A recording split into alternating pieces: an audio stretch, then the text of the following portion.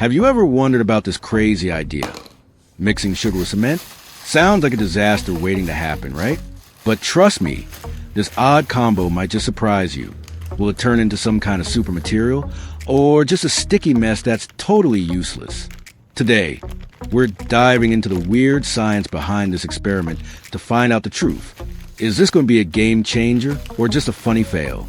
So get ready for a fun and exciting ride, where you'll see cement and sugar in a whole new way. Don't forget to like, subscribe, and hit that bell so you don't miss out on more creative experiments. Let's jump right in. You can easily find cement at any local hardware store, construction supply shop, or even big home improvement centers. As for coal, you can look for it at fuel supply stores, blacksmith suppliers, or sometimes in gardening shops where it's sold as charcoal for heating or barbecues.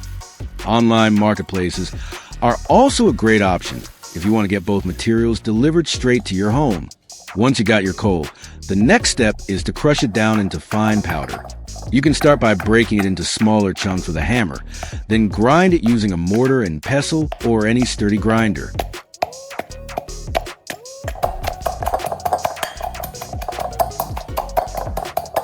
The goal is to create a smooth, powdery texture that will mix easily with cement. Make sure to wear gloves and a mask during this process, since coal dust can get messy and shouldn't be inhaled. After grinding the coal into powder, the next step is to sift it through a fine mesh sieve. This will separate the larger chunks from the smooth, fine dust that we actually need.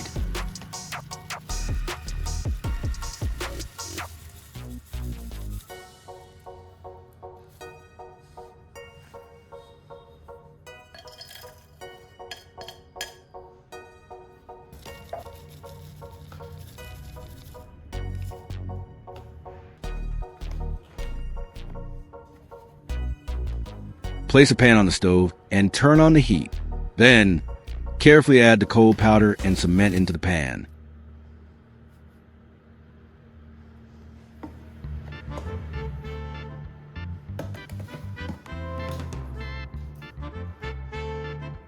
For this experiment, we're using a 1-to-1 ratio of cement to coal powder. That means equal parts of each material. This balanced proportion helps the two substances blend evenly, creating a uniform mixture that's perfect for testing. Use a sturdy spatula or spoon to stir the mixture evenly, making sure the two materials blend together thoroughly. Keep stirring slowly and consistently so the heat spreads evenly across the mixture.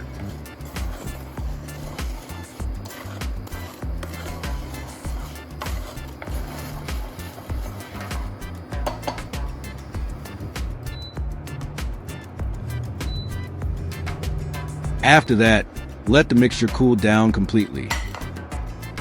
Once it's safe to handle, carefully pour it into a container or box for storage.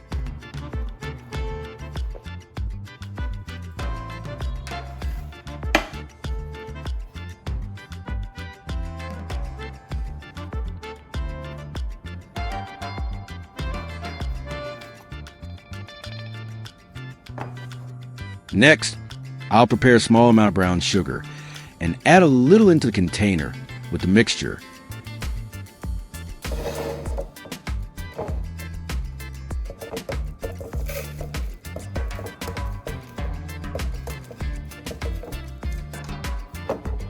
The next step is to add water into the container. Only a small amount of sugar is needed. If you add too much, it will actually reduce the cement's ability to harden, weakening the mixture instead of strengthening it. This happens because sugar acts as a retarder in cement chemistry. It interferes with the hydration process, slowing down or even preventing the crystals inside the cement from bonding properly.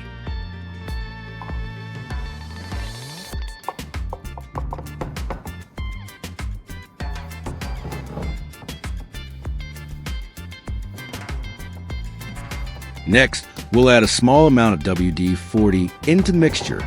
This will help increase the effectiveness of the blend by making it smoother and easier to work with, while also adding a protective layer that can influence how the mixture reacts over time.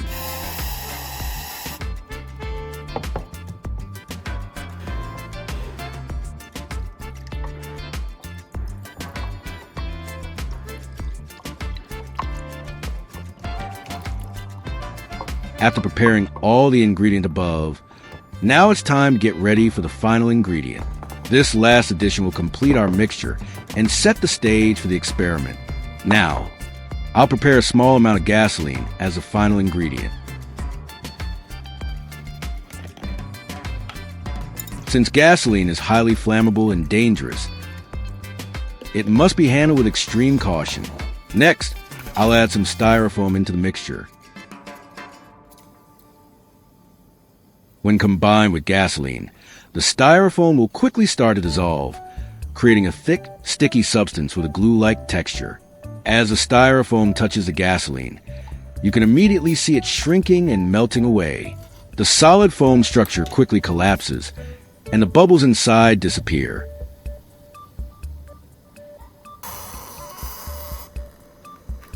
Within moments, it transforms into a dense, sticky, gel-like substance that clings together.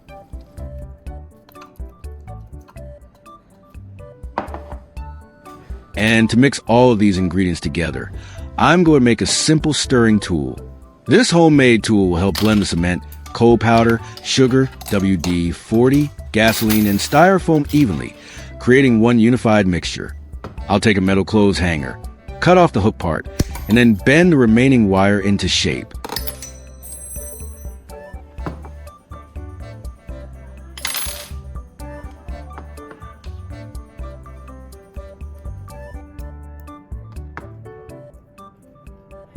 This will turn it into a sturdy, handmade stirring tool that's perfect for mixing the thick and sticky mixture.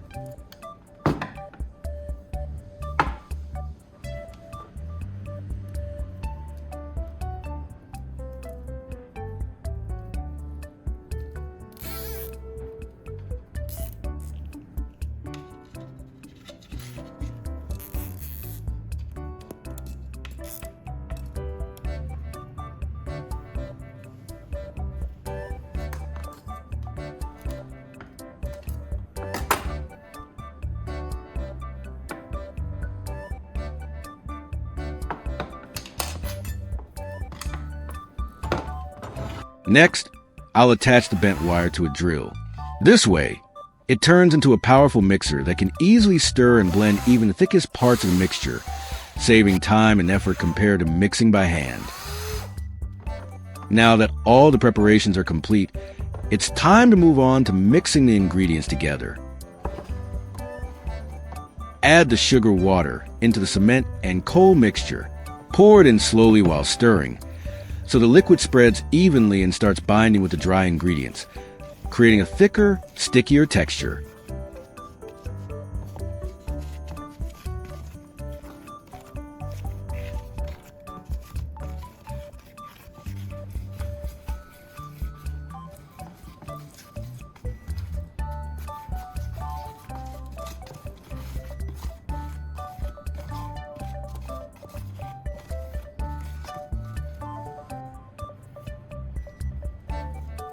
Now, I'll add the styrofoam portion into the mixture. As soon as it goes in, it begins to react with the other ingredients, softening and blending into the thick paste we created. Instead of mixing by hand, I'll use a drill mixer. Since styrofoam takes a long time to fully blend in, the machine will make the process faster and ensure that everything mixes evenly into a smooth, consistent paste.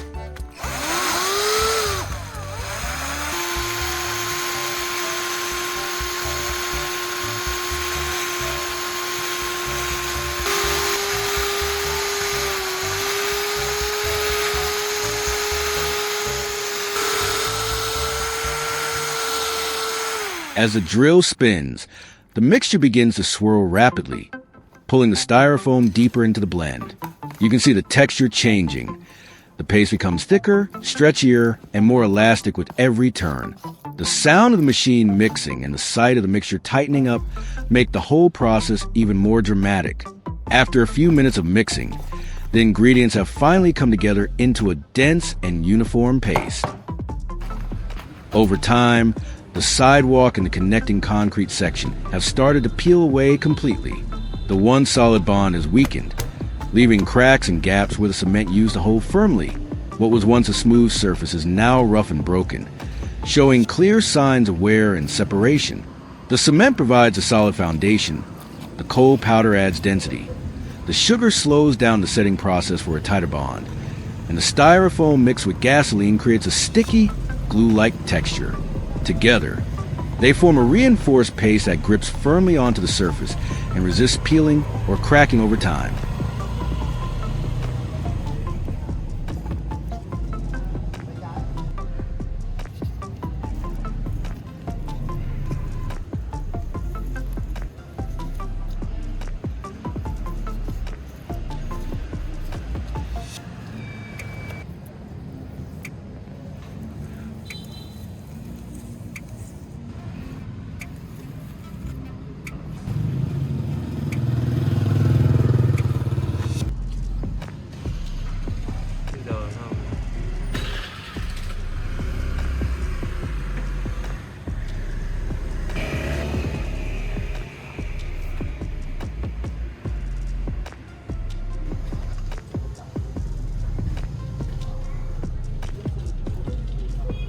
Next, we move on to a section of concrete that has a hole in it.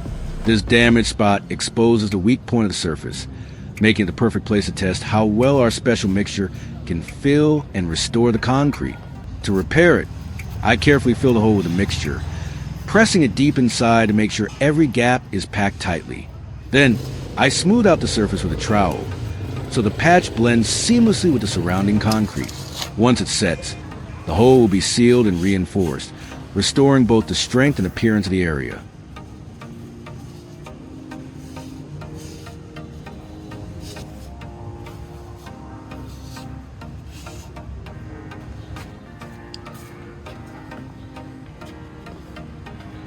Now, we simply wait and give the mixture time to set.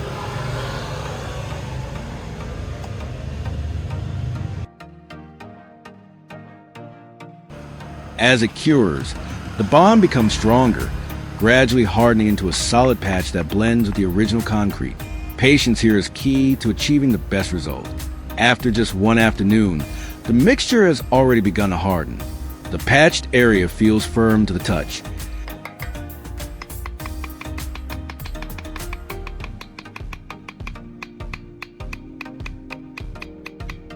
When the stick strikes the surface, it gives off a solid, firm sound, showing that the mixture is hardened well. The patched area doesn't crack or break apart. At most, there's just a slight dent from the force, proving that it's already tough and well bonded to the concrete underneath. While unconventional, the mixture bonds firmly, fills cracks effectively, and even resists moisture. It's a fascinating look at how chemistry and creativity can transform simple ingredients into something entirely new.